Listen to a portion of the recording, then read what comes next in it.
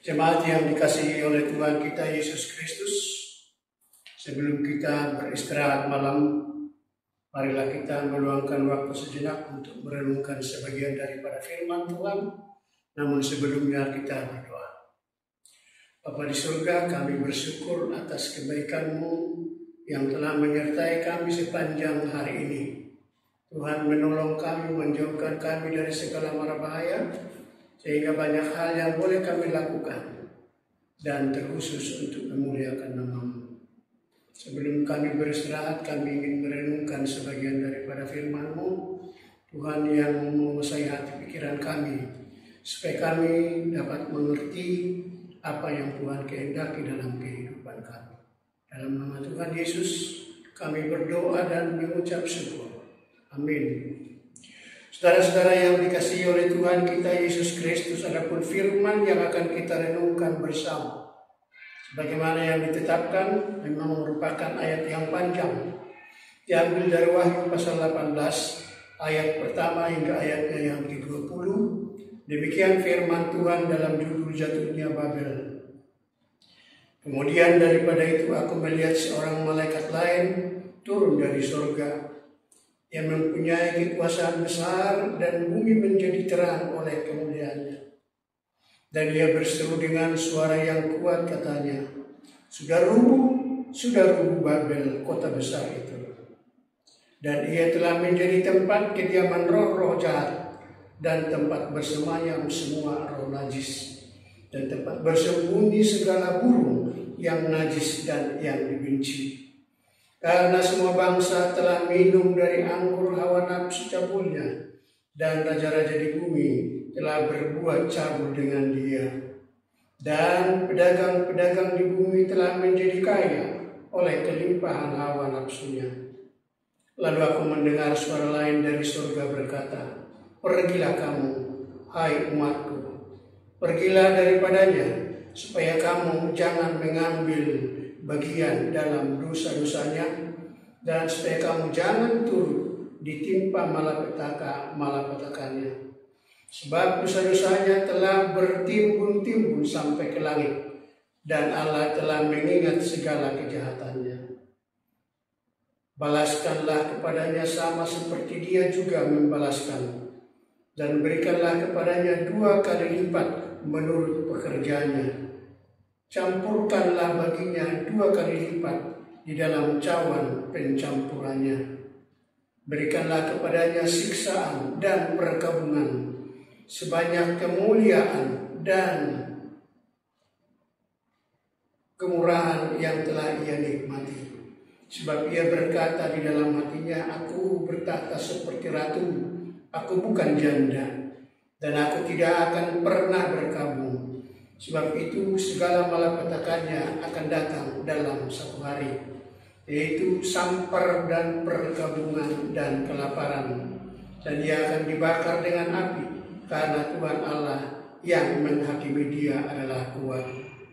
Dan raja-raja di bumi yang telah berbuat cabul dan hidup dalam kelimpahan dengan dia akan menangisi dan meratapinya apabila mereka melihat asap api yang membakarnya. Mereka akan berdiri jauh-jauh karena takut akan siksaannya, dan mereka akan berkata, celaka, celaka engkau, hai kota yang besar, Babel, hai kota yang kuat. Sebab dalam 1 jam saja sudah berlangsung penghakimanmu. Dan pedagang-pedagang di bumi menangis dan berkabung karena dia, sebab tidak ada orang lagi yang membeli barang-barang mereka, yaitu barang-barang dagangan dari emas dan perak, permata dan mutiara, dari lenan halus dan kain ungu, dari sutra dan kain kermisi, berbagai jenis barang dari kayu yang harum baunya, berbagai jenis barang dari gading, berbagai jenis barang dari kayu yang mahal, dari tembaga, besi dan pualam, kulit manis dan rempah-rempah, wangi-wangian, mur dan kemenyan, anggur, minyak, tepung halus, dan gandum, lembu sapi, domba, kuda dan kereta, budak dan bahkan nyawa manusia. Dan mereka akan berkata, sudah lenyap buah-buahan yang diingini hatimu, dan segala yang mewah dan indah telah hilang daripadamu, dan tidak akan ditemukan lagi. Mereka yang memperdagangkan barang-barang itu, yang telah menjadi kaya oleh dia, akan berdiri jauh-jauh karena takut akan siksaannya, dan sambil menangis dan meratap mereka berkata, celaka, celaka kota besar yang berpakaian lenan halus dan kain ungu dan kain kermiji, dan yang dihiasi dengan emas dan permata dan mutiara, sebab dalam 1 jam saja kekayaan sebanyak itu sudah binasa. Dan setiap nakoda dan pelayar dan anak-anak kapal dan semua orang yang mata pencahariannya di laut berdiri jauh-jauh dan berseru ketika mereka melihat asap api yang membakarnya, katanya, kota manakah yang sama dengan kota besar ini? Dan mereka menghamburkan debu ke atas kepala mereka dan berseru sambil menangis dan meratap, katanya, celaka, celaka kota besar yang olehnya semua orang yang mempunyai kapal di laut telah menjadi kaya oleh barangnya yang mahal, sebab dalam 1 jam saja ia sudah binasa. Bersukacitalah atas dia, hai surga, dan kamu, hai orang-orang kudus, rasul-rasul dan nabi-nabi, karena Allah telah menjatuhkan hukuman atas dia karena kamu. Demikian pembacaan firman Tuhan. Saudara-saudara yang dikasihi oleh Tuhan Yesus Kristus, nama Babel pada umumnya dipakai sebagai simbol atau sebagai lambang kekuatan, lambang kebesaran, tetapi juga lambang kesombongan dan juga kejahatan. Cerita pada masa pembuangan menjelaskan bahwa kerajaan Babel adalah kerajaan yang kuat. Mereka mengalahkan Asyur, mereka juga mengalahkan Yehuda, bahkan semua kerajaan yang ada di Timur Tengah. Namun kekuatan kesombongan mereka dalam waktu yang singkat dikalahkan, dilenyapkan oleh kerajaan Persia yang menurut pandangan umum tidak mungkin bisa mengalahkan Babel. Sama seperti pada masa perlawanan Daud dan Goliat. Bukankah Daud diremehkan oleh Goliat?